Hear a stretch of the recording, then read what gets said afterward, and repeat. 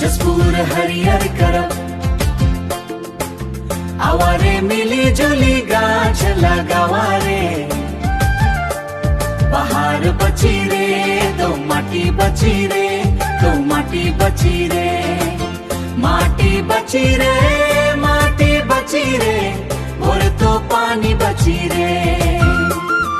एक से खुशियाँ आई, एक से खुशियाँ ही रे। जंगल कर छैया रे ठंडा हवा बहेला, कोयली कर बोली सुना। नदी नाला साफ रही, खेतवा लहराहिला, नदियल बरना। हरियर धरती देखे सबके मन भावी रे, आवारे मिल के गाँव सजावा रे। नवा बिहान लिवा रे, नवा बिहान लिया रे। जसपुर हरियर करब, आवारे मिली जुली गाछ लगावारे। पहाड़ बची रे तो माटी बची रे, तो माटी बची रे, माटी बची रे, माटी बची रे, और तो पानी बची रे। एक से खुशियाँ आई, एक से खुशियाँ ही रे। महुआ कर डाड़ी रे फूले जंगल बीच, आम और कटहल दे खुशबू चानीच।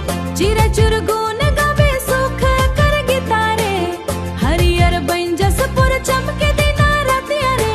रोपे रोपे गाछ बचावा रे, रोपे रोपे गा बचावा रे। धरती माई सजावा रे, छोड़ा छोड़े सब मिल कुदारी उठावा रे। सुख पड़ धरती में पौधा लगावा रे। पानी के बूंद बचता जीवन मुस्काही रे।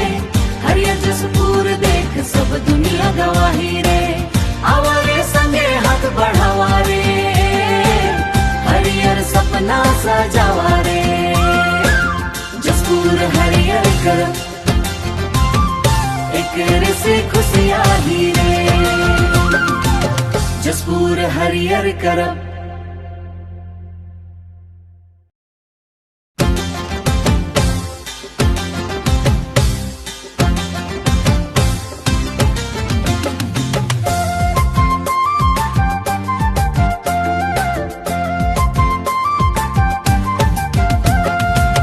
जसपुर हरियर करब, आवारे मिली जुली गाछ लगावारे।